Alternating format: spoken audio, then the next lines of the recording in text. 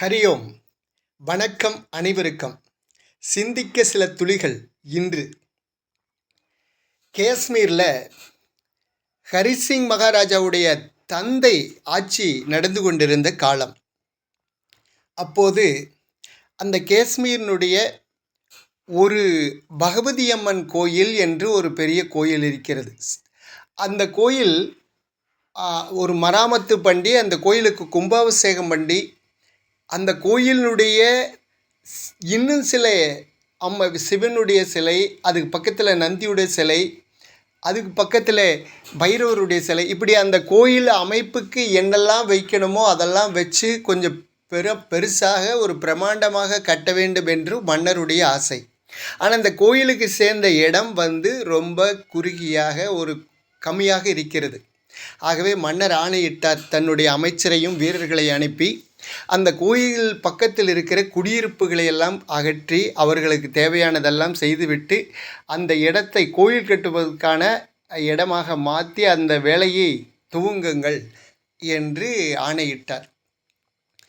மந்திரி சில சிப்பாய்களை கூட்டிகிட்டு வந்து அந்த ஏரியாவில் இருக்கிற மக்கள்கிட்ட எல்லாம் சொல்லி ஒவ்வொருத்தர் வீடாக பேசி அந்த வீடெல்லாம் காலி பண்ண சொன்னார். எல்லாரும் கோயிலுக்காக மன்னருடைய ஆணை என்று சொன்ன உடனே எல்லாரும் காலி பண்ணிட்டார்கள். ஆனால் ஒரே ஒருத்தர் தன்னுடைய வீட்டையும் அந்த இடத்தையும் தரமாட்டேன் என்று சொன்னார். சாதாரண குடிமகன், செருப்பு பிடிக்கிற ஒரு ஏழை குடிமகன். ஏன் தரமாட்டேங்கிறாய்? இது மன்னருடைய ஆணை, யாருடைய ஆணை இருந்தாலும் நான் தரமாட்டேன். இது எங்கள் அப்பா, எங்கள் தாத்தா, எங்கள் பாட்டன் வாழ்ந்த சொத்து. இதுதான் எனக்கு இருக்கிற சொத்தும் கூட. நான் இதில் தான் பிறந்தேன். எங்கள் அப்பா இதில் தான் பிறந்தார், எங்கள் தாத்தா இதில் தான் பிறந்தார். இது பாரம்பரியமாக எங்களுடைய மண். ஆகவே இதை நான் கொடுக்க மாட்டேன் அப்படின்னார். உடனே அரசனுடைய கட்டளைன்னா ஒரு வீரன், யாருடைய கட்டளையாக இருந்தாலும் நான் ஏற்றுக்கொள்ள மாட்டேன்னா, என்னுடைய மண்ணை நான் தான் முடிவு செய்யணும்னா. உடனே ஒரு வீரன் வாளை எடுத்தான். மந்திரி உடனே தடுத்து, இது மன்னருக்கும் இவருக்குள்ள பிரச்சனை, மன்னர்கிட்ட சொல்லிடுவோம், அவர் பார்த்துட்டு போகிறாரு, நீ கம்முன்னு வான்னு சொல்லி திரும்பி போயிட்டாங்க. அங்கே போய் மன்னர்கிட்ட சொன்னார், எல்லாரும் கோயில் கட்டுறதுக்கான அந்த இடத்த கொடுத்துட்டாங்க, ஆனால் ஒருத்தர் மட்டும் கொடுக்க மாட்டேங்கிறாரு அப்படிங்கிறது. ஏன் கொடுக்க மாட்டேங்க? அவருக்கு தேவையான செல்வங்களை கொடுத்து வேறு இடங்களை கொடுத்து அவரை அனுப்பிவிடுங்களே. இல்லை, அதை போக மாட்டேன்னு சொல்கிறாரு. சரி வாருங்கள் பார்க்கலாம், நானே வருகிறேன் அப்படின்ட்டு மன்னர் வர்றார். மன்னர் அவர் வாசலில் குதிரையிலிருந்து இறங்குறாரு. இறங்கி, குடிமகனே, ஏன் இந்த இடத்தை தர மறுக்கிறாய்? இது அம்மனுக்கு பூஜை பண்ணக்கூடிய இடமாக மாறப்போகிறது.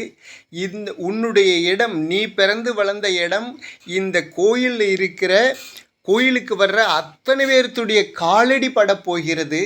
அதை நீ ஏன் தரமாட்டேங்கிற? அதனால தான் நான் தரமாட்டேங்கிறேன். இது என்னுடைய தாத்தா பிறந்து வளர்ந்த மண், எங்கள் அப்பா பிறந்து வளர்ந்த மண், நான் பிறந்து வளர்ந்த மண், என் பையன் இதில் தான் பிறந்து வளர்ந்துருக்கான். இந்த பூமியில் எனக்குன்னு இருக்கிறது இது மட்டும்தான் இருக்குது. அதனால் இந்த வீட்டில் இருக்கும்போது என் தாத்தா ஞாபகம் வரும், எங்கள் அப்பா ஞாபகம் வரும், எங்கள் பாட்டை ஞாபகம் வரும். அதனால தான் இந்த இடத்த நான் தரமாட்டேங்கிறேன். சரி, அதெல்லாம் இருந்தாலும் கூட பகவதி அம்மனுடைய அருள் வேண்டும் இல்லையா? அவளுக்கு விரிவாக ஆயிரக்கணக்கான இந்த ஜம்முவில் இருக்கிற அத்தனை பேரும் இந்த கோயிலை தரிசிக்கக்கூடிய ஒரு காலம் வரப்போகுது. உன்னுடைய மண்ணை அத்தனை பேரும் தொட்டு கும்பிட போகிறாங்க. அப்படி ஒரு புனிதமான இடமா மாறப்போகுது. நீ இதை தடுக்கலாமாங்கிற போது, சரி நான் கொடுக்குறேன், உனக்கு இதை விட பெரிய டபுள் மடங்கு வேறு இடங்கள் உனக்கு தர்றேன், பணம் தர்றேன், வாங்கிக்கோங்கிறார் மன்னர். இல்லை, எல்லாரும் புனிதமான ஒரு காரியத்துக்காக கேட்குறீங்க, அதை நான் சும்மா கொடுக்கணும், எனக்கு பணம் வேண்டாம், காசு வேண்டாம், ஆனால் நீங்கள் முறைப்படி எங்கிட்ட கையேந்தி நிற்கணும், நான் உங்களுக்கு தண்ணி ஊற்றி தர பார்க்கணும், அப்படி நான் கோயிலுக்கு நான் சும்மா கொடுக்க போகிறேன், நானும் அப்படின்னு சொல்லி அவன் வேண்டுகோள் விடுறான். மன்னர் தாராளமாகன்னு சொல்லி தன் இறங்கி கையேந்தி அவங்ககிட்ட நிற்கிறார். இவன் சொம்பில் தண்ணி கொண்டு இடத்தை உங்களுக்கு தருகிறேன்னு சொல்லி கையில் தண்ணி ஊற்றி தார பார்க்கிறார். நினச்சி பாருங்கள், இது நடக்குமான இன்றைய காலகட்டத்தில் ஒரு எம்எல்ஏ சொல்கிறான், ஒரு கவுன்சிலர் இந்த ஒரு காரியம் செய்கிறா அப்படின்னா அதை குறுக்க யாருன்னாலும் அது பெரிய பிரச்சனையாக மாறி அவனை பிடிச்சி உள்ளே போட்டு என்னென்னவோ பண்ணுறாங்க இன்னைக்கு.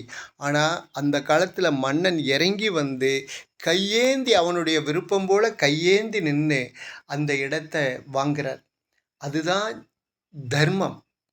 இதுதான் தர்மம். நன்றி, வணக்கம்.